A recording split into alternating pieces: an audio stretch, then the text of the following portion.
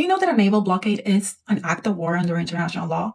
And that is exactly what Donald Trump is doing in Venezuela. Yes, they say it's only oil tankers, but that's not how blockades work. Oil is how Venezuela earns money to import food, medicine, medical equipment, spare parts. When oil exports are blocked, then the country loses its ability to pay for imports. And that sets off a chain reaction. Banks freeze transactions, shipping companies just pull out, insurance companies just refuse to cover cargo, and just ships stop coming. And when ships stop coming, food doesn't arrive, medicine doesn't arrive, hospitals run out of supplies. That is how hunger and deprivation are deliberately turned into a weapon of war. And that is how blockades are a form of collective punishment. They're targeting civilians in Venezuela to force political submission. Trump says that Venezuela has to return assets, oil, land to the United States. But Venezuela didn't steal anything. What Trump calls theft is actually Venezuela choosing to use its own natural resources to serve its people rather than U.S. corporate profit. The nationalization of Venezuelan resources is neither illegal nor unusual.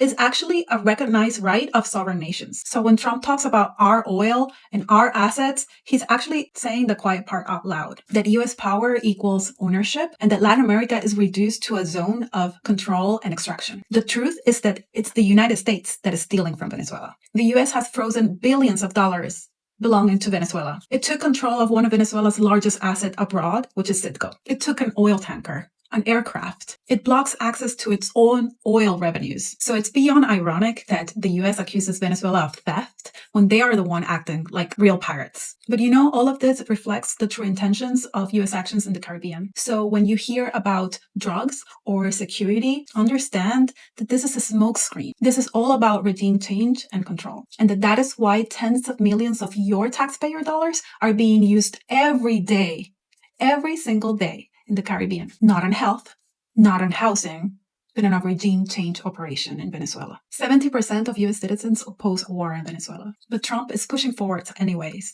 testing how far he can go without resistance. Do you approve the use of your taxpayer money to pay for military escalation, collective punishment? I'm sure you can think of better ways to use your taxpayer dollars. So it's time to speak up now and say no war in Venezuela. Hands off Venezuela.